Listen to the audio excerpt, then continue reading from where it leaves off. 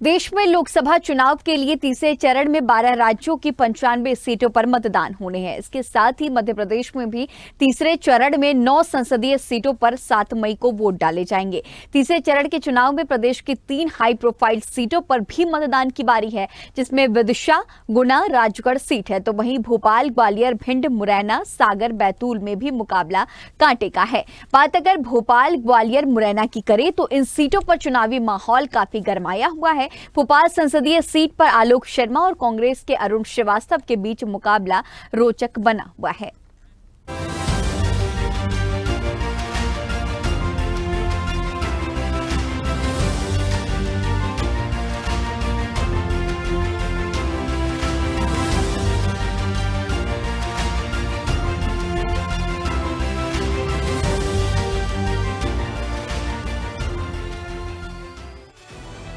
लोकसभा चुनाव में तीसरे चरण का रण अपने आखिरी दौर में भीषण हो चुका है।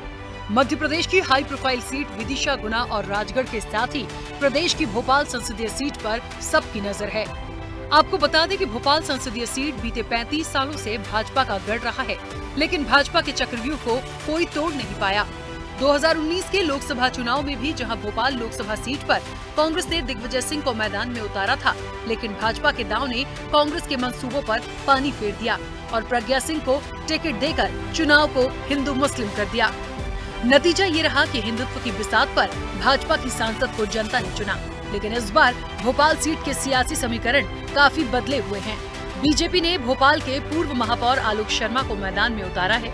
आलोक शर्मा भले ही भोपाल के महापौर रहे हों, लेकिन भोपाल उत्तर लोकसभा सीट से वे पिछले विधानसभा चुनाव हार गए थे। ऐसे में उनके सामने कांग्रेस ने एक जमीनी कार्यकर्ता अरुण श्रीवास्तव को अपना प्रत्याशी बनाया है।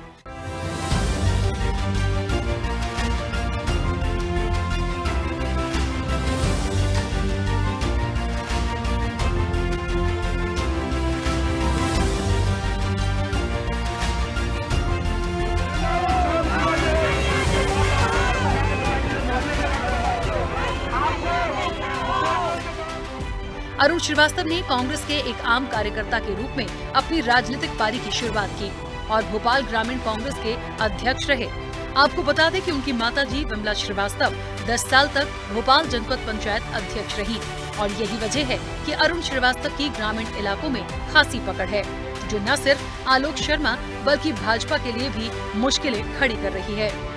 हमारे सभी नेता कार्यकर्ता भाइयों, आप सभी से निवेदन है कि आने वाली 7 तारीख को हाथ पे पंजे का बटन दबाकर अरुण श्रीवास्तव जी को विजयी बनाए। जिंदाबाद जिंदाबाद, भोपाल के सांसद कैसा हो, अरुण भैया जैसा हो, हम तुम्हारे साथ अभिषेक मित्रमंडल, आपका बहुत बहुत स्वागत है। आज का पंजा। अब जैसे जैसे 7 मई करीब आ रही है, तीसरे चरण को लेकर चुनावी घमासान चरम पर है। भाजपा और कांग्रेस के नेता चुनावी रणभूमि में अपना अपना दम दिखा रहे हैं। प्रत्याशी चुनावी सभाएं और रोड शो कर वोट मांग रहे हैं। इसी क्रम में विपक्षी महागठबंधन से कांग्रेस के प्रत्याशी अरुण श्रीवास्तव रैलियां और सभाएं कर जन समर्थन जुटा रहे हैं। ग्रामीण क्षेत्रों के साथ ही भोपाल के शहरी क्षेत्र में अपने समर्थकों और कार्यकर्ताओं के साथ अरुण श्रीवास्तव रोड शो और जनसभाएं कर रहे हैं। रोड शो के दौरान जनता जगह जगह अरुण श्रीवास्तव का भव्य स्वागत कर अभिवादन कर रही है।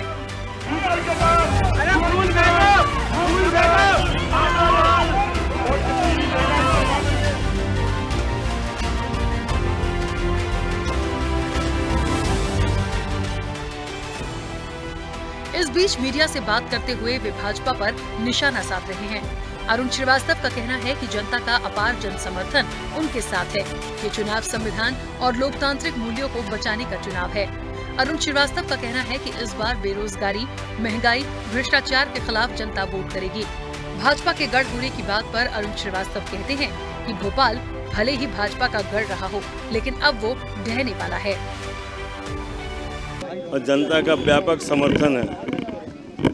ऐसा लग रहा है कि जनता चुनाव लड़ रही बीजेपी के खिलाफ और हमारे समर्थन में पूरी जनता खड़ी हो चुकी है। महिलाओं का और सभी का जो जन समर्थन है, हमें ये बोला जा रहा है कि संविधान बदलने मत देना। लोकतांत्रिक मूल्यों की रक्षा करना है आपको। आज पूरे जनता में ये मैसेज है कि हमारा बाबा साहब अम्बेडकर का संविधान पे कोई उंगली ना उठा पाए, उसके खिलाफ हमको वोट मिल रहा है। लोकतांत्रिक मूल्यों को कोई कुचल ना पाए, उसके खिलाफ हमको वोट मिल रहा है। बेरोजगारी के खिलाफ वोट है, महंगाई के खिलाफ वोट है और भ्रष्टाचार के खिलाफ वोट है, प्राइवेटाइजेशन के खिलाफ वोट है। जो वादे किए थे बीजेपी ने पहले विधानसभा चुनाव के समय, एक भी वादा पूरा नहीं किया, उसके खिलाफ वोट है। और सबसे बड़ा है, जनता इस समय हमारे साथ चल रही है और जनता हमें व्यापक समर्थन दे रही है। हाँ, बोलते हो भारतीय जनता पार्टी का गढ़ है, ये सबसे कमज़ोर गढ़ बन चुका है और सबसे पहला यही गढ़ ढहेगा और इसके साथ साथ हिंदुस्तान का पूरा गढ़ ढह जाएगा भारतीय जनता पार्टी का। अरुण श्रीवास्तव की रैलियों और सभाओं में इंडिया गठबंधन के घटक दल और कांग्रेस के तमाम नेता और कार्यकर्ता कंधे से कंधा मिलाकर उनके साथ हैं और 24 घंटे अपनी मौजूदगी दर्ज करा रहे हैं। कांग्रेस के पूर्व मंत्री पीसी शर्मा ने मीडिया से बात करते हुए कहा कि भोपाल हम बड़े मार्जिन से जीत रहे हैं, क्योंकि हम जो कहते हैं वो करते हैं। पीसी शर्मा ने और भी कई मुद्दों पर भाजपा सरकार को घेरा। कांग्रेस के प्रत्याशी अरुण श्रीवास्तव जी का जनसंपर्क दक्षिण पश्चिम चल रहा है। इसमें सभी पार्टियां, कांग्रेस के साथ समाजवादी, आप पार्टी, सीपीआई सब हैं। सबसे बड़ी ये लड़ाई है बेरोजगारी, महंगाई और भ्रष्टाचार के खिलाफ। कानून व्यवस्था, बच्ची 9 साल की के साथ दुष्कर्म होता है, कहते हैं SIT बना दी, वो पुलिस प्रशासन वहाँ कह रहा है कि माँ से की समझौता कर लो।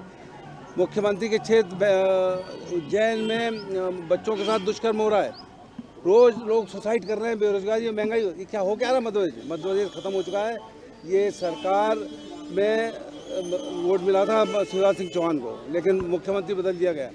अब जनता इन सब चीज़ों को, इन्हें लाडली बहना का कहा था 1000 रुपये से 3000, वो नहीं किया है, लेकिन कांग्रेस देगी 1 लाख रुपये, 8500 रुपये भत्ता देगी बेरोजगारों को।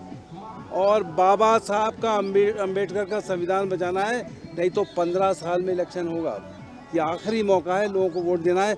वोट दे दो, ये हमारा प्रजातंत्र बचेगा, संविधान बचेगा। भोपाल के साथ साथ सीहोर में भी अरुण श्रीवास्तव जनता के बीच लगातार अपनी मौजूदगी दर्ज करा रहे हैं। क्षेत्र में जनता के मेल मुलाकात के साथ ही जनसंवाद कर रहे हैं और क्षेत्र की समस्याओं को सुन रहे हैं।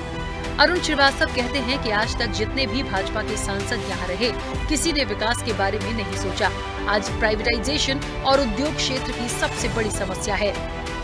लोकतंत्र स्थिर रहेगा और हमारा व्यापार 2014 के पहले का व्यापार वापस होकर आएगा। और उसके बाद बेरोजगारी की जो समस्या है, भ्रष्टाचार की समस्या है, इन सब के पीछे एक वोट आपका परिवर्तन का वोट होगा। मैं आपको भरोसा देना चाहता हूँ कि 5 साल तो आपने सांसद देखा नहीं, उसके पहले 15 साल भी शायद नहीं देखा, लेकिन आपकी हर समस्याओं के लिए, हर चीजों के लिए सबसे आगे हम आएंगे।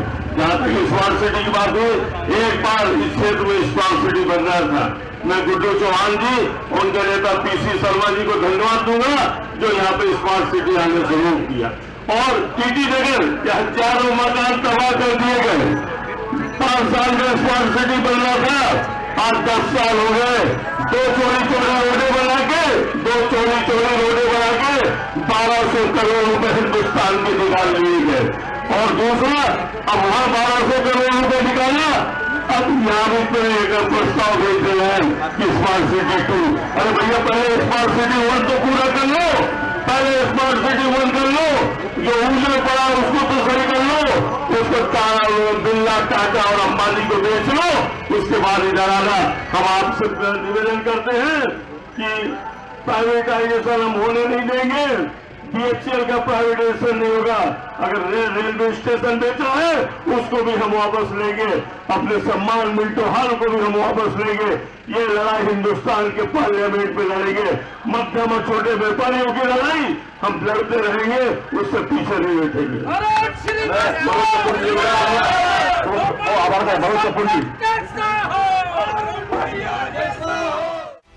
अरुण श्रीवास्तव कहते हैं कि भोपाल लोकसभा सीट पर भाजपा हमारे लिए कोई चुनौती नहीं है।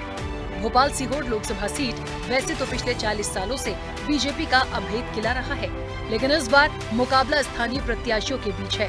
भोपाल के लोगों के लिए आलोक शर्मा जाना पहचाना नाम है। अब भोपाल संसदीय सीट पर 7 मई को मतदान होना है। ऐसे में भाजपा और कांग्रेस दोनों ही दलों के नेता जोर आजमाइश में हैं। देखने वाली बात होगी कि 7 मई के बाद 4 जून को किसका पलड़ा भारी रहता है। स्पेशल रिपोर्ट, स्वदेश न्यूज।